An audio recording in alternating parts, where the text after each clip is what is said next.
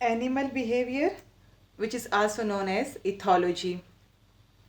The word ethology is derived from Greek language. It is a Greek word which is further made up of two words, ethos and logos.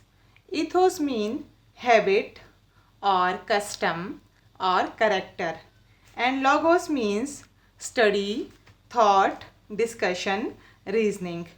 So, how we define ethology?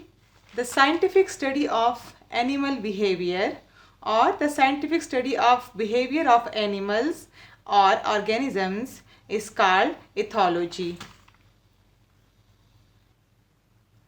Or we can also define ethology like the branch of zoology which deals with the study of animal behaviors in their natural habitats, in their natural environment.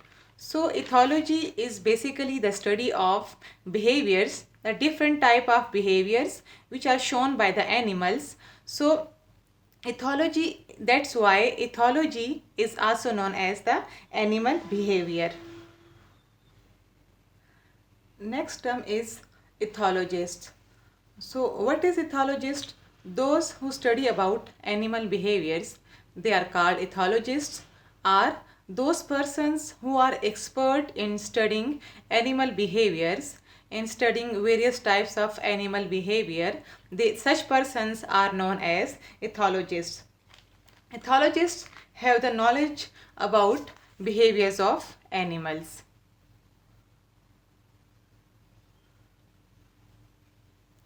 Next term is behavior. As I'm teaching animal behavior or ethologist, so what is meant by the word behavior? Behavior is the response of animal to the stimulus. A stimulus may be internal or it may be external.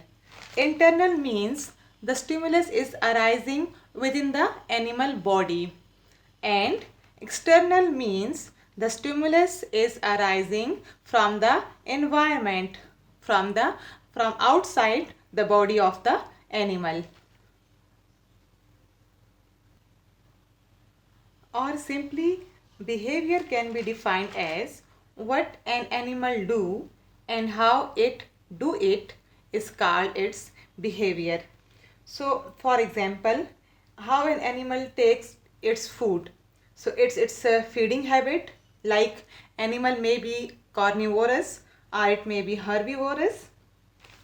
Besides this, how an animal reproduces, it's it is its mating behavior, or how an animal takes care of his young ones. So it's his rearing behavior. So these are the examples of behavior.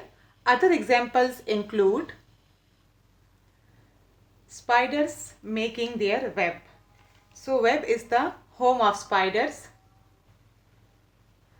Next is fishes swimming in the water.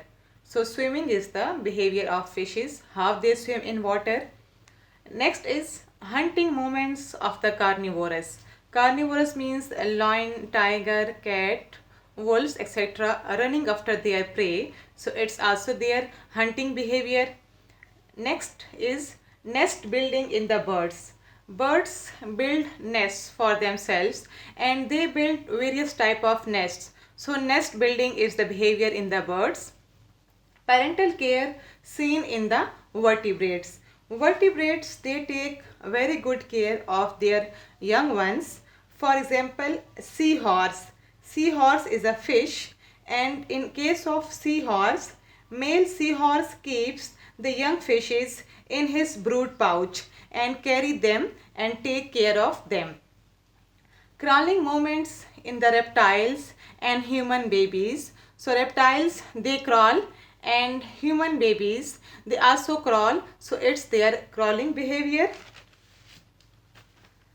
Honeybees dancing and communicating with each other. So honeybees, they communicate with each other through dancing behavior.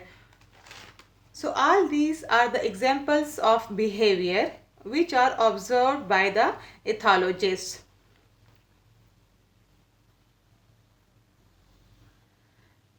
Next is branches of ethology. Main branches of ethology are ethophysiology. The first one is ethophysiology. Ethophysiology deals with the physiological aspects of behavior. So, what is meant by physiological aspects? Physiological aspects mean the functional aspects of the behavior.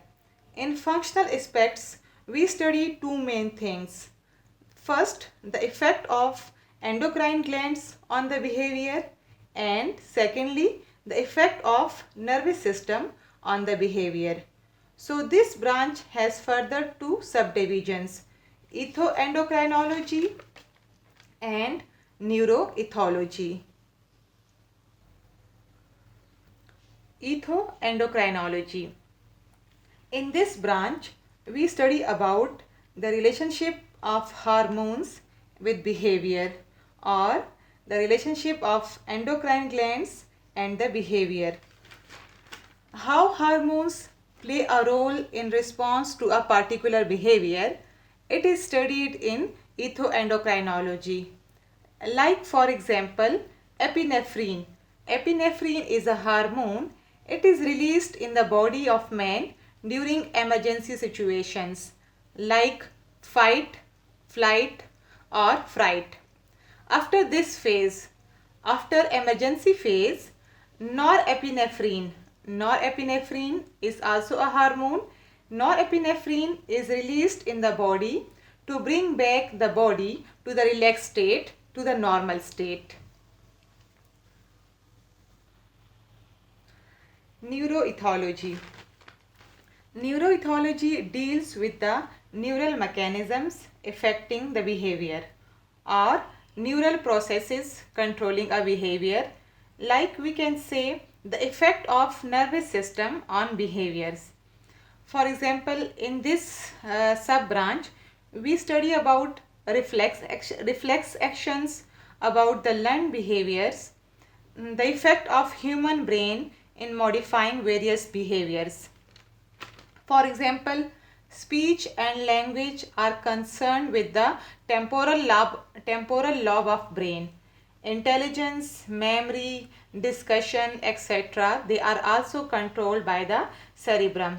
So, in neuroethology, the various neural processes affecting the behavior, they are studied. Next branch is ethogenetics. In this branch, we study about the genetic basis of behavior, because the genetic makeup of an individual influences his behavioral patterns. In ethogenetics, we mainly study the innate types of behavior. Innate type means the inborn behaviors or the inherited behaviors which are transferred from parents to the offsprings.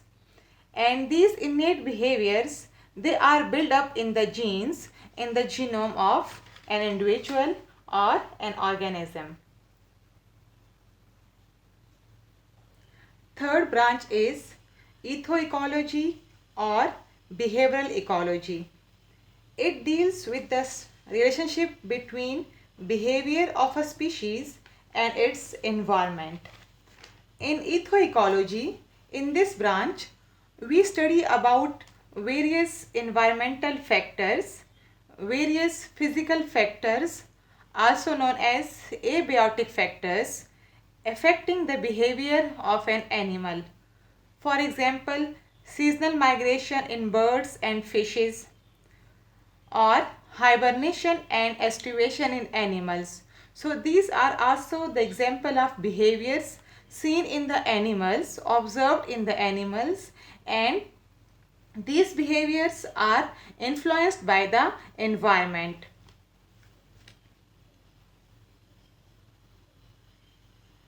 Human ethology. Next branch is human ethology.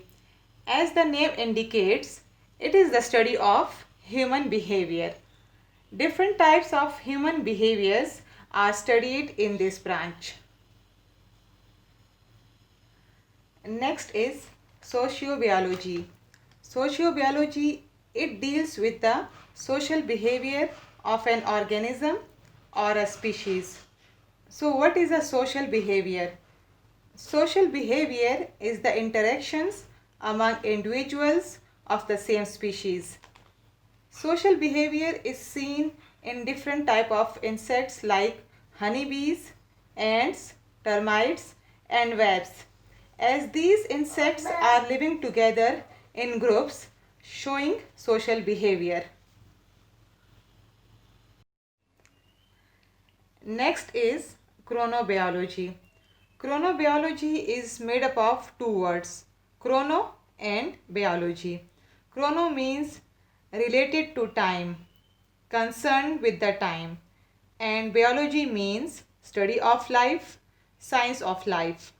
So, the study of periodicity in the behavior is called chronobiology, or it is the study of biological clocks of animals or organisms. So what is meant by biological clocks or periodicity in the behavior? Biological clock means the cyclic processes, the biological phenomena which recurs. Recurs means repeated, which recurs each year, each lunar month or each day.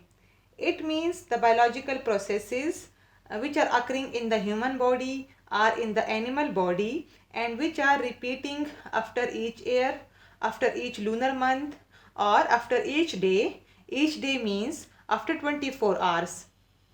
For example, the cycle of sleep and wakefulness in man occurs each day or it is repeated every day. It means that sleep and wakefulness, these are the processes which are occurring in the human body or in the animal body, and sleep and wakefulness, they are repeated after every 24 hours. So it is also an example of biological clock. The last one is zoosemiotics. Zoosemiotics is the study of animal communication. In this branch of ethology, we study how animals communicate with each other, what's the purpose of communication, etc. What type of signals animals produce to communicate with each other. For example, either they are using visual signals or they are producing different types of sounds. So these are the various branches of ethology. Thanks for watching the video and don't forget to subscribe my channel.